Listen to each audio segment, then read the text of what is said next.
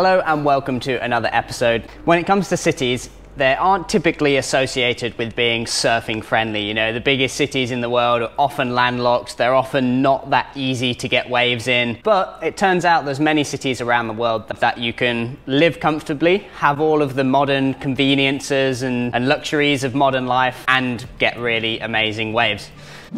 First up, we've got Sydney in Australia. Now, Sydney has got so many different world-class waves around it. It's incredible. You know, you've got the northern beaches where you've got Manly, North Narrabeen, South Narrabeen, Avalon, Palm Beach, Whale Beach. There's so many beaches along this stretch. All of them beautiful beaches, really nice housing and accommodation right there on the sand. The standard of living and, well, cost of living is super high in Sydney, and every year Sydney makes it into those lists of the most desirable places to live in the world. Wages are high, standard of living's high, and waves are pretty fun as well. So you've got the northern beaches on the northern side of Sydney, and then on the south side of the harbour you've got like Bondi, Maroubra, Cronulla, all those kind of places, which are all mostly like really fun, like consistent beach breaks, but there's also some slabs and like big wave bommies in the area as well. So yeah, Sydney, definitely one of the best cities in the world when it comes to surf. Staying in Australia, next up we've got the Gold Coast. Now, the Gold Coast itself doesn't have the best waves in the world, but just because it's so close to Coolangatta, which does have some of the best waves in the world, the Gold Coast is, yeah, undeniably an amazing place to be a surfer. You know, you've got a huge modern city there right on the beach, huge like high-rise apartments. I mean, it's not the nicest place in the world, but kind of around the Gold Coast area you've got some nicer little pockets. You know, you can head south to Palm Beach, south to Coolangatta, Cabarita, those kind of places. You know, there's a lot of opportunity in these places. You know, there's a lot of jobs, the wages are very high, it's sunny year round, there's amazing waves, it's fairly consistent. So, and you've just got like a really good mix of like modern, like convenient life, like you can get anything you want at any time. Yeah, do it all next to really amazing waves. Next up, we've got Cape Town in South Africa. Now, Cape Town has got some amazing waves, most notably on the Cape Peninsula. Now, compared to the other cities that we've discussed so far on this list, you've got to add an element of safety and risk and danger into South Africa, whether it be for sharks or like high crime rates. But Cape Town, as far as a city goes, it's a pretty cool place. You know, it's very affordable compared to other places on the list. So, you know, you can get a lot more for your money than you might be able to in Sydney or the Gold Coast. As well, there's so many amazing things to do. I mean, as far as job opportunities go in South Africa, you know, you're going to be earning rand. So, you know, visas a little bit complicated to get, but if you're living a more sort of digital nomad lifestyle, Cape Town can work wonderfully. On the Cape Peninsula, you've got some amazing waves. You know, you've kind of where all the main waves are situated. You've got beach breaks, you've got big wave bommies like Dungeon, Sunset Reef, and then all around that peninsula, you've just got beautiful beaches, which on the right day can have some like amazing barrels or just fun peaks for turns. To get good waves in Cape Town, you've kind of got to be driving around the area. You've got to do a lot of driving and hunting down the waves. But also in the city, there's so many other amazing things to do as well. Like, you know, you've got obviously Table Mountain, really unique geography. It's really beautiful. You've got some really wealthy areas that are a lot safer, as well as some more dangerous areas of the city as well. Next up, we've got Los Angeles in California. Now, while downtown LA and LA itself might not necessarily have the best waves in the world, you do have some like specific zones which have fun waves, but then more kind of around LA. So if you're heading south to San Clemente and San Diego, you've got so many fun waves in that little stretch. And then heading up north to Malibu and Ventura, again, you've got waves, like so many fun waves like up and down the coast. LA is so big and just kind of sprawls out. Anywhere in that kind of area is a pretty good place to live as a surfer. You know, you've got relatively consistent and obviously crowded waves along that whole stretch for most of the year. You've obviously got southern hemisphere swells which light up some breaks during the summer, and then you've got like the northern hemisphere breaks which light up during the winter.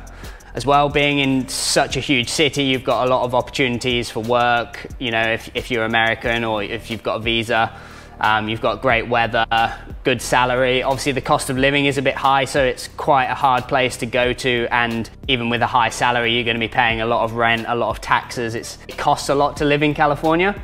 But that said as well, being in LA, you're close to LAX, one of the biggest, busiest airports in the world. So you can just hop on a cheap flight from LAX and go down to Costa Rica or hop down to Mexico and get some of the best waves in the world. So it's just a really good pocket of the world to be in as a surfer. In addition to that, you've got like the surf industry there as well. So like a lot of brands will have like their outlets and they're kind of based in those areas. So like board manufacturers, surf brands. So it's really easy to get good boards and good surf equipment. Next up, we've got Lima in Peru. Now, Lima, so while Lima probably doesn't spring to mind when it comes to world-class waves, there's so many different waves around Lima. You know, you've got a left-hand point, which can get really good and have barrels. You've got Pico Alto, which is like a big wave bommy. But most of the focus of surfing in Lima is kind of between these rock wall jetties in the Miraflores area. And here you can have like peaks out back for advanced surfers, and then on the inside, there's like white waters for beginners, lots of surf schools. So that's kind of like the main focus of surfing in Lima. But yeah, as far as South American cities go, Lima is somewhat of an anomaly because, you know, it's more reminiscent of something you'd find in Europe or Australia. You know, it's very modern, very clean, you know, very metropolitan. So it's a really good place to live. I mean, you would have to check out the specific visa rules for your country to be able to live there. But if you're living that sort of digital nomad lifestyle, it's definitely a cool place that you can head to for a few months or a few years. Have a good base there. You know, you can get a good deal on rentals. The cost of living is a lot lower than it is in North America, Europe or Australia. Being based in Lima, you can easily jump on domestic flights to other Peruvian surf destinations. You know, you can go up to Chicama, you can go up to Mancala in the right season. And then in Peru, there's so many other like wicked things to do as well. You could head into the Andes, do some hiking, that kind of thing. So yeah, I think as far as somewhere livable and somewhere you can get good waves goes, Lima definitely has it all. Staying in South America, next up we've got Rio de Janeiro in Brazil.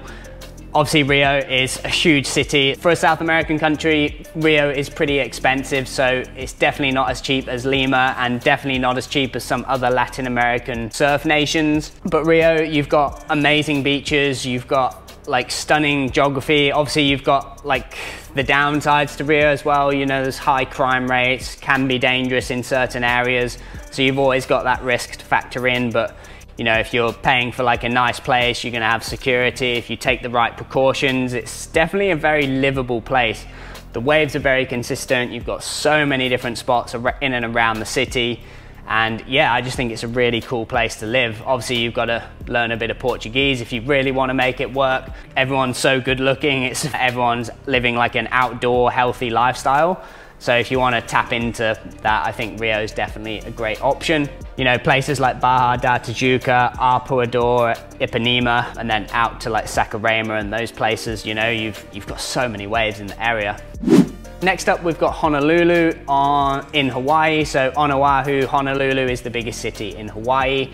Now, while most of Hawaii's attention is focused on the north shore of Oahu, where Pipeline and Waimea is, during the opposite season, so between April and October, the North Shore actually goes flat and Hawaii's best waves happen on the south coast. You know, all the breaks around Honolulu, so Diamond Head, Ala Moana Bowls, Waikiki, they all get really good and really fun waves during the summer south swells. Obviously in Honolulu, it's a beautiful city, very high cost of living, but a very high standard of living as well. You know, if you've got a US visa, I'm not sure how easy it is to find work in Honolulu. Please let me know if you've ever been there to work or live. So last but not least on our list is Lisbon in Portugal. Now, while the surfing focus in Portugal is more focused around smaller towns like Peniche and Ericeira, Lisbon is still a great place to live as a surfer because you're actually still very close to some really good waves. You're only about an hour and a half from Peniche and an hour or 45 minutes to an hour away from Ericeira. You've also got waves closer to the city as well. When the swell's bigger, you've got Carcavalos, which I don't know if I'm pronouncing that right, probably not. And then you've got Costa Caparica, which can be really fun. So you've got a lot of waves very close to the city. So if you've got a job that's based in Lisbon or you're studying in Lisbon, you're in very close proximity to amazing waves. In Portugal, there's obviously the best surf happens during the winter, but there's kind of waves all year. It's very consistent.